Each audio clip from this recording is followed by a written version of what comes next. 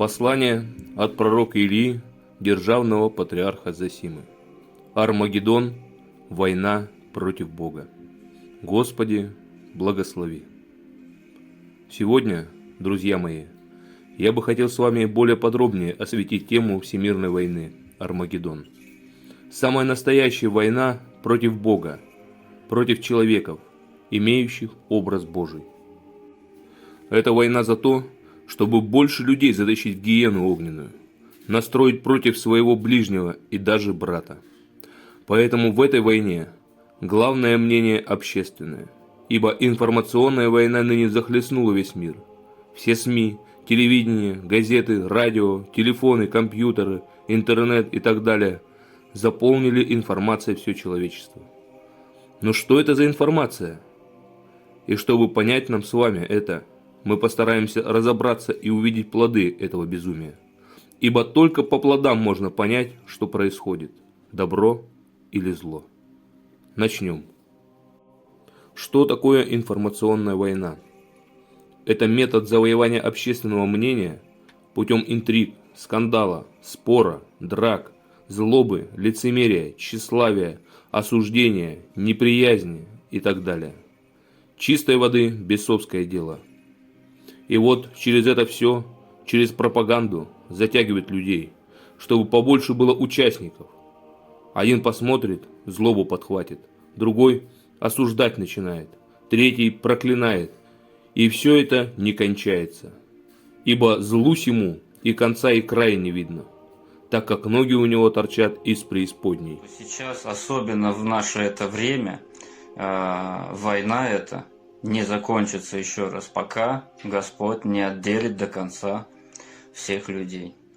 Вот. Мы пришли к тому времени, когда вот это разделение произойдет, сбудутся слова святого ангела Божьего, который в откровении Иоанна Богослова пророчествовался и клялся Богом живым, сотворившим небо и все, что на земле. То есть ангел клялся Богом живым, именно о чем? О том, что времени уже не будет. Вот это вот будет четкое разделение Божьего, то есть вот, и уже Господь, когда точку поставит, разделит, то остальные люди уже спастись не смогут. Поэтому сейчас идет очень важный момент именно о том, чтобы люди Божии услышали о Боге живом. Сейчас самое главное и во все времена – это верность Богу хранить. Вы посмотрите, друзья мои, весь мир ополчился на Святую Троицу. Давайте мы с вами, хоть и калеки грешные, но соберемся тем собором, который Господь Духом Святым осветит, ибо мы станем в защиту Святой Троицы тогда, когда весь мир хулит Бога. Посему и было сказано нам святым Игнатием Бринчаниновым, чтобы мы не покусились остановить это, ибо попущено уже Богом, но чтобы устранились и не участвовали во всемирном зле. Видите, люди, устраниться и не участвовать. Вот наша задача. И святой Паисий Святогорец говорит, что на войне сей победителей не будет. И еще, это милость Божия, что Греция не примет участие в этой войне, говорит старец. Видите, слышите, люди, ныне зараженные гипнозом, пропагандой бесовской? Господи, как жаль обманутых, но сами хотят обманываться. Вот приведу абсурдные примеры столкновения лбами людей. Например, российские СМИ говорят, что на Украине в храмах мирские песни поют старинные, мол, извращают святое место. Но мы вам также показывали, что в России, к сожалению, в храмах Московской Патриархии на Амвоне пляшут гимнасты-дети в трусиках и срамным местом кланяются пред святыми иконами и так далее. Так вот, выходит, что обвиняют друг друга в том, в чем сами повинны, а это означает осуждение. Выходит, что через эти СМИ сами бесы сталкивают людей, причем заражают духом нечистым. И таких примеров сплошь и рядом. Получается, что со стороны Украины верхушка иудеи-сатанисты, что в России, и они стравливают нас. Хочу сразу всем сказать, что я вообще ни за какую сторону из них.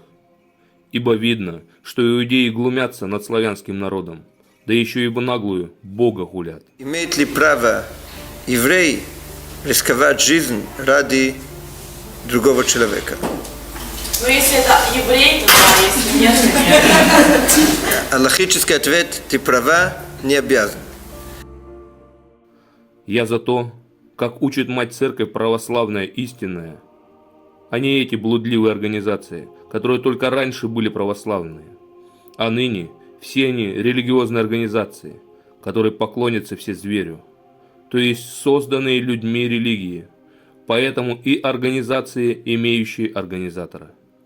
Также и по теме религий кричат из Украины, что в московский патриархат предатели веры и законов церковных, и с России то же самое кричат им в обратку, обвиняя в подобном, что раскольники, ибо отреклись от РПЦ Московского патриархата. Но скажу вам, друзья мои, это тоже пропаганда осуждения, ибо они все еретики, что кричат за разделение, если через экуменизм все организации соединяются вместе. Какой смысл обзывать друг друга, если и те, и другие экуменисты? Вот опять церковное осуждение. А сколько людей затащили в эти скандалы? Много. Кто имеет право обличать? Тот, кому дано от Бога, и кто сам в этом не замешан. И это истина. А здесь, в чем одни повинны, в том других обзывают. Это лицемерие, осуждение, гордыня и слепота. Когда мы видим такие плоды, то ясно, что в средствах массовой информации работают явные служители зла дьяволу со всех сторон официальных СМИ. Это деяние противно заповедям Христа Бога нашего, который говорит: «Блаженны миротворцы, ибо те сынами Божьими нарекутся». То есть это те, которые наоборот тушат духовные пожары, прогоняют зло, распри, осуждения и так далее. И святой Серафим Саровский говорил: «Стяжи мир, и тысячи людей спасутся возле тебя. Ибо сей мир Иисуса Христа. Он прогоняет бесов, которые любят драки, споры, интриги, осуждения, лжесвидетельства и так далее. Ибо это пища для духов нечистых. Вот именно этой пищей напитали сердца людей во всем мире». Люди стали очень жестокими, ибо встречаясь даже здесь, в вузах с такими, которые говорят, мол, надо кинуть бомбу на целую страну врага и пусть все сдохнут. Смотришь на такого и говоришь ему: а людей не жалко? Детей, женщин, стариков? Да нет тут никакой жалости у них. Посему и таким бывает суд от Бога без милости, не сотворшим милости. Что еще в этой пропаганде есть абсурдное? Обзывание того, что Украина дружит с Америкой. Но и РФ имеет регистрацию в Америкосии под номером 53 12 98 725, СИК-код 9111.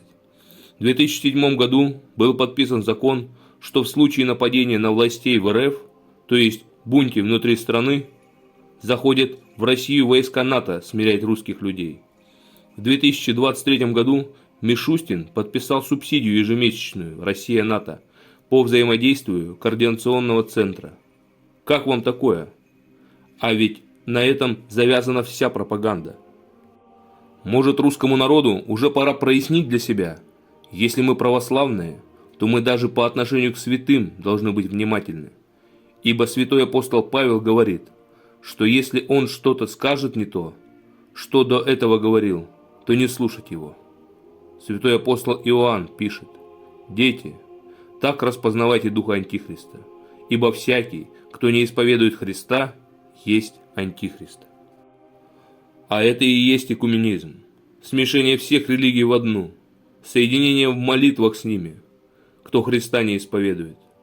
Посему и святой Паисий Святогорец говорит, что в России придут к власти иудеи, и пока русские это не видят, они сговорятся, да так, что в один миг отвернутся от России все страны.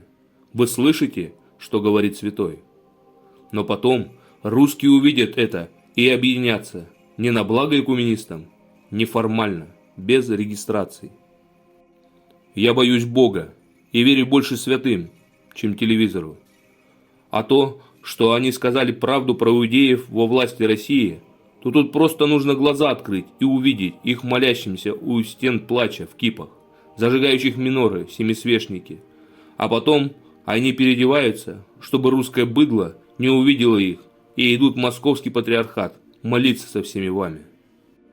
Они нас открыто, по видео, зовут быдлом и свиньями. Я тут приведу несколько цитат, и вы, наверное, поймете, о чем идет речь.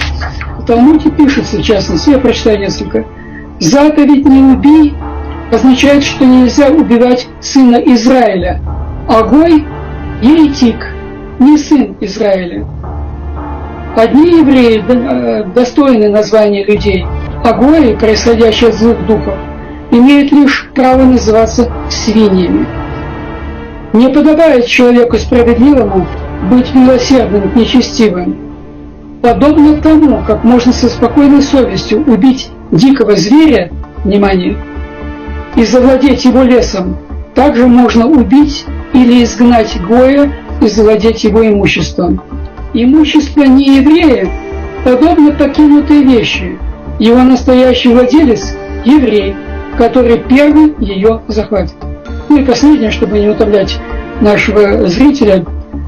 Заслуга желающего убить Гоя столь велика, что совершенно оправдывает еврея, который по ошибке убивает вместо Гоя другого еврея. Я сам русский, и мне больно за Русь святую, что сделали с людьми. Когда для вас стали отцами иудеи, когда вы потеряли обоняние, чтобы распознавать зловоние от бесов. Русь сблудила пред Богом Отцем и не просто уклонилась в язычество или еще куда, но именно слилась в молитвах и делах с убийцами Сына Божия. Какой-то поступок по отношению к Богу Отцу. Как больно Ему, как больно Христу и Богородице.